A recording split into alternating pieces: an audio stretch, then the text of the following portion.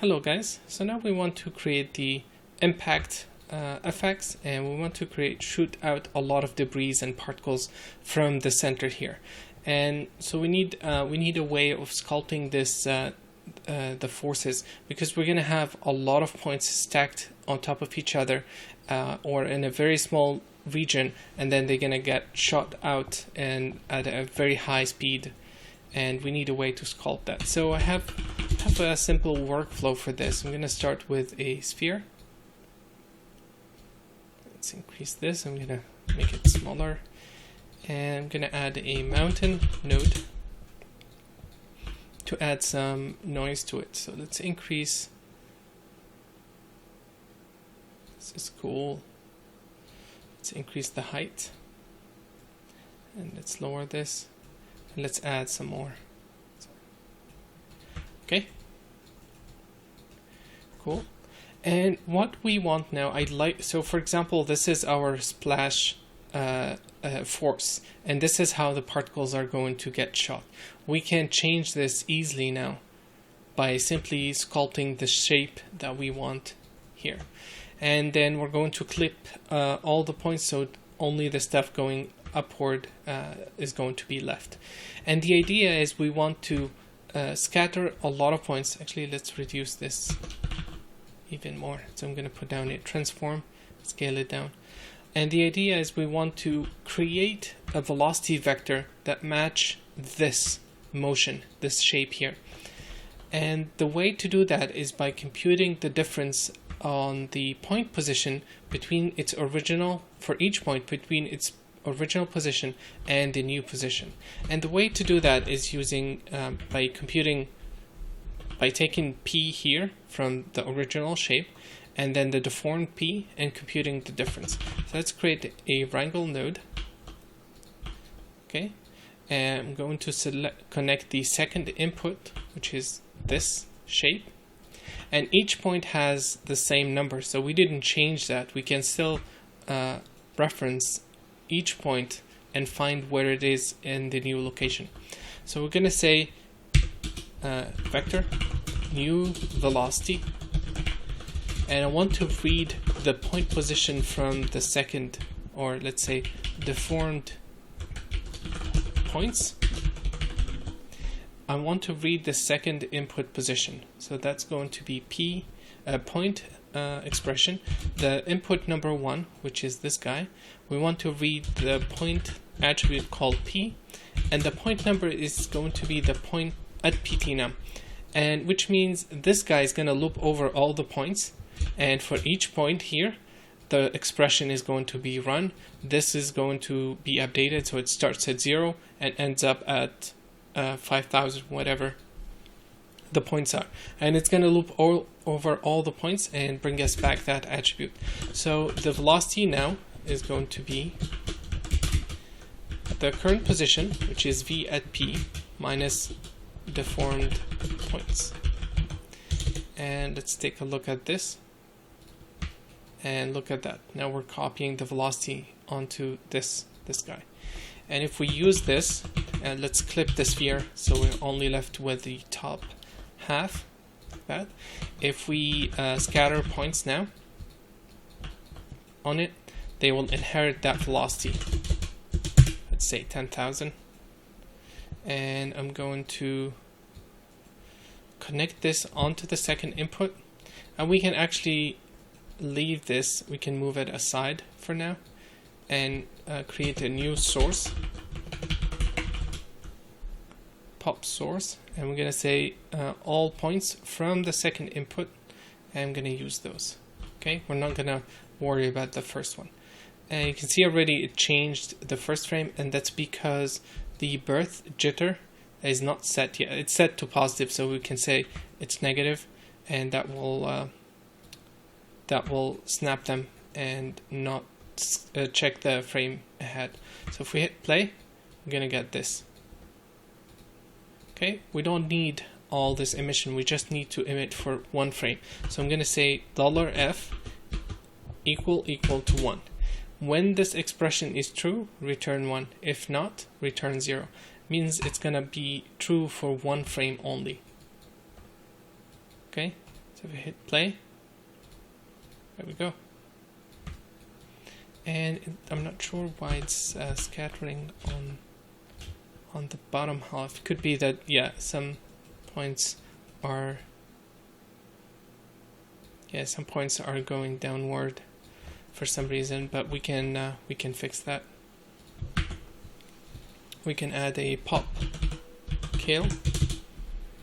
Or actually, let me teach you something else. So with, like we can do with the wrangle here and process the points, we can also do the same wrangling in pops. Okay, so let's dive inside, and I'm going to use a pop wrangle node. This is similar to the vex wrangle, the attribute wrangle, but it's in DOP context. So I'm going to say v at p if the position of the point on the y-axis is less than 0, remove the point using the remove point expression. Okay, may look complex, but it's actually very, very simple. This if is an if statement. If this condition is true, which is the y position of the points is less than 0, means below the ground plane, remove point. This is a vex built-in expression. Now, how do I know this stuff? Well, you can click the help button, and I can go to vex language. No, 1 second. Sorry, the vex, where is it?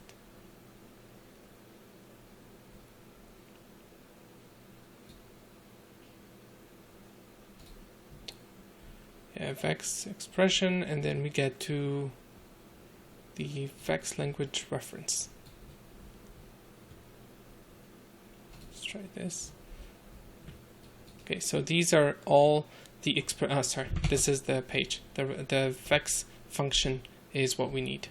Vex function / index. So here, this is all the vex expression that Houdini has, and this is what Houdini is built off, whether it's a shader or a wrangle here or a primitive wrangle, anything. All the information, all the calls that Houdini has are available here, so you can look this up and see and learn some new stuff. So if I type in remove point, this is the function, and you can see it says remove a point in a geometry specified by a geo handle. If point number is -1, nothing is done. So there is also a remove primitive if we want to delete that, and these are all point related, so you can add points and stuff like that. And this is how it works. Remove point, the geo handle, which is the first input in this case, and then the point number, which is at ptnum, and this gets executed when this function is correct. So let's go back, and now we're left with the top part only, and any point that gets go down, it's going to get deleted. Okay, so let's add some more noise to this. I'm going to use a random attribute randomize here, and I'm going to say v. I want to add more randomization to the velocity, and right now I'm going to choose direction or orientation, and I'd like to use this cone angle thing. I'm going to set the direction to be y position. Now you can see we're adding more randomization there, and we can reduce the amount of force we're adding to it. Okay, let's hit play. There is our splash, and the main thing that we're missing at the moment is the impact here. So let's merge them together, and yes, we can do this. We can merge two chains, and let's actually merge the first one first, just to be organized. I'm going to move this, and then find the frame where this happens. So let's play the trail first. Okay, so frame 35, if frame is equal 35, emit. and I'm gonna reduce the number of points here so it goes faster. Let's go up in the trail, and let's say 100 points only.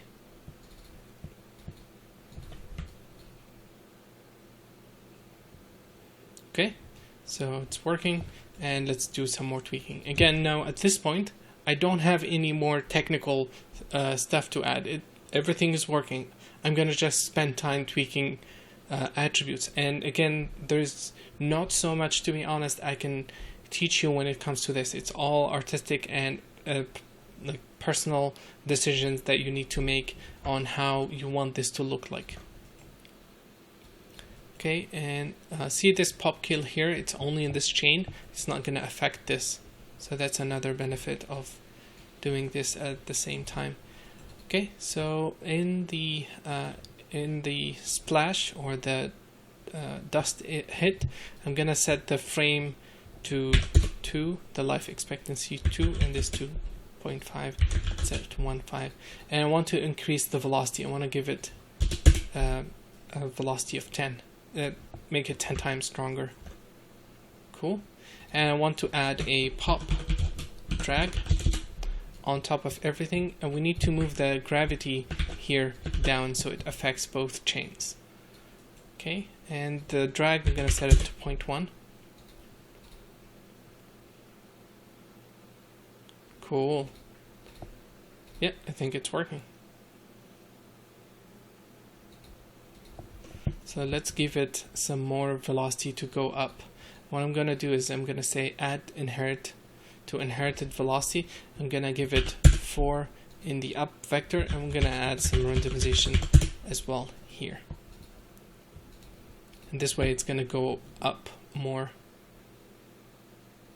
And I want the particles to live longer. Let's say 3. And I want to increase the velocity a bit more, so 2 times. Yeah, cool. Okay, let's go down, and I want to increase the point count to, let's see 100,000. See how that looks.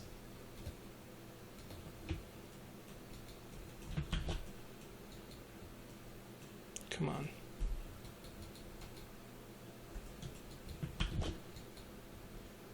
Houdini is freezing at the moment.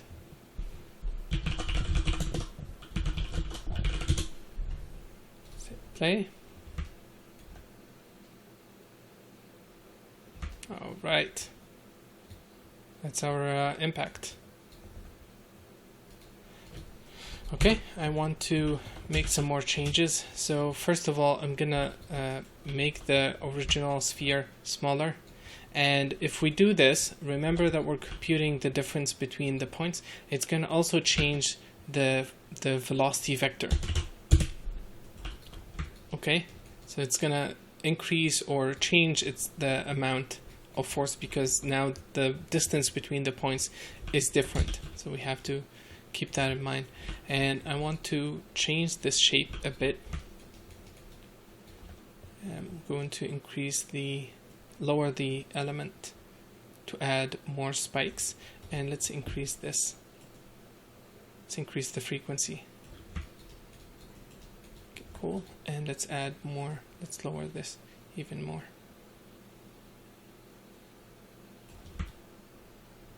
Cool. So more variegation. And another thing I want to do. See, this is slow now, the relaxation. I'm going to turn it off. I don't want the points to be well distributed. I want them to be on top of each other. Okay, it's very small.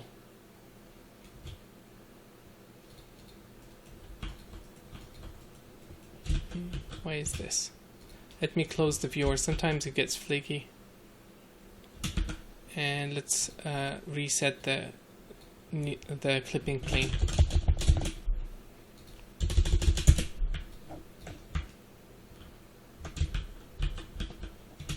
Yeah, it's very small, so okay, those are the points. I'm gonna add a noise, and I want to delete a couple of points. So I'm going to create a point fob, and just to make it easier to see, I'm going to add a transform and scale this. I'm not sure why the viewport is flaking. I'm going to scale this by 10. Yeah. And let's dive inside, create a noise. Let's plug this into the color and increase the frequency. More. Even more.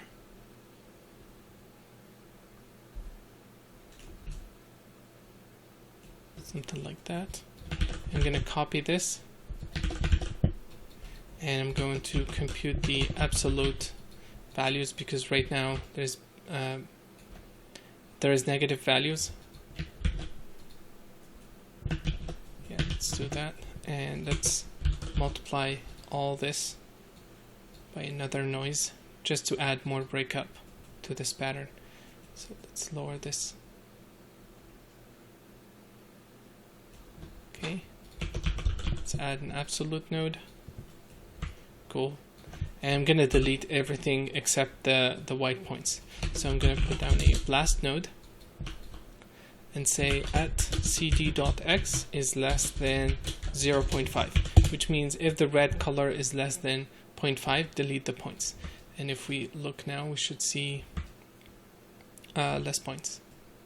So 1 million here. After the delete, it's still 1 million, so let's make sure it's set to points, and we can see the gaps now. That's what I want.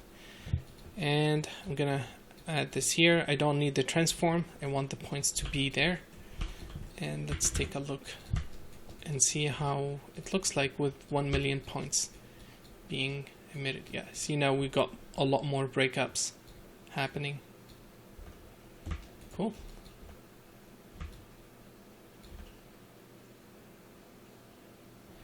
And I'm gonna copy, let's see, this. I'm gonna copy this, add it here. I'm gonna copy it one more time and set the amplitude to 2, set the scale to 5. I just want to layer a couple of them, that's all. This 2.5, frequency to 4. And I want to give them a, want some color on the sphere. So here, on this guy, I'm gonna, actually it's inheriting this color, so I don't want that. I'm gonna create another point fob. Let's copy that, and I'm going to set this to 3D noise, this to 3D noise, and we'll use this color. I think that's fine.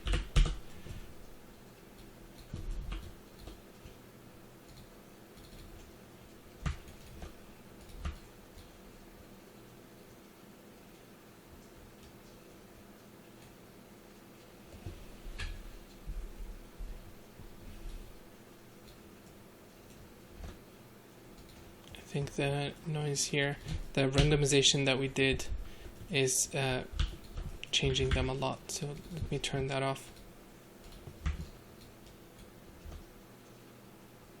Yeah, see, now we're getting much sharper trails. That's because we removed the noise. We can add it back, but I don't want to break these lines a lot. Cool. Okay.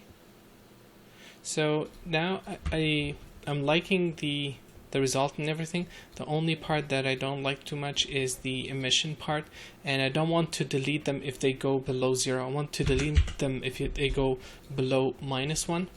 And I'm gonna add a ground, and I want them to collide with the ground.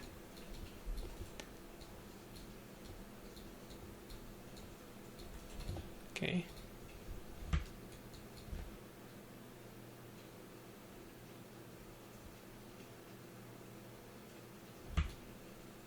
Cool. So now the ground is gonna take care of everything pretty much for us.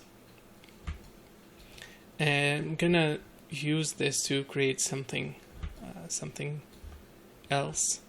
And this is a very, very important topic that hopefully I'll be able to give you guys a lot of ideas about it, but the concept of layering effects on top of each other,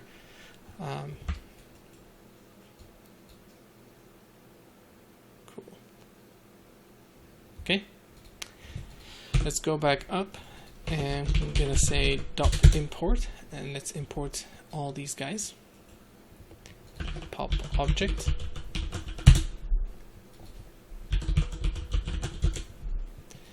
Fetch geometry. I want to fetch my geometry data. Cool. And I'm gonna increase the frame range to 40. And I'm gonna do one more thing. So inside here, I'm gonna select the pop solver. If we go under collision behavior, right now it says enable collision detection, but that's it. There's nothing else. I want to check on add hit attribute, and I'm going to say we're going to leave the default behavior. Actually, no, I'm going to change the behavior so that when it hits the surface, I don't want it to bounce anymore. I want it to slide along the surface. And then I want to change, let's see, collide group. So I'm gonna create when it collides with the ground, I'm gonna call it.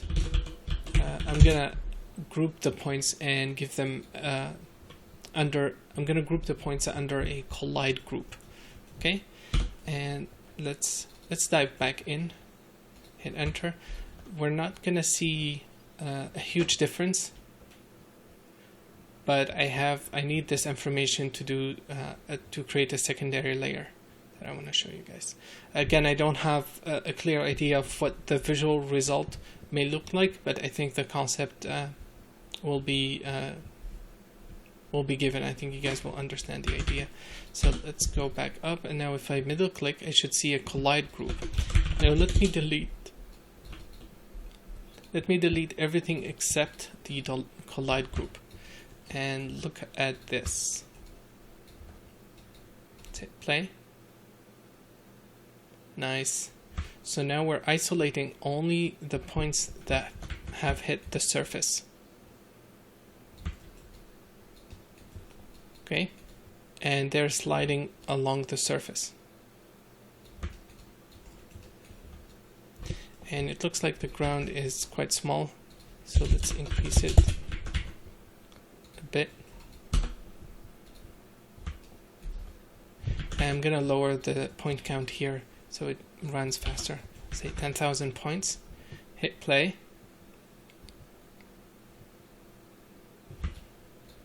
And those are the points that are colliding with the surface.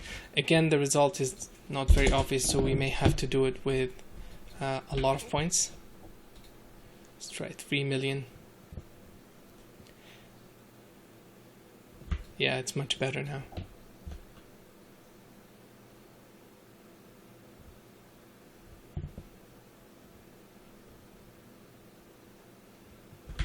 Okay, so I'm going to lower this back to 1. I'm going to write out the cache, and I will show the idea that I want to create, or the concept, in the next video, and hopefully you guys can create something out of this. Let's call this dust hit. I'm not sure if it's dust hit, but yeah, call it that. $frame. I'm gonna cache 150 frames.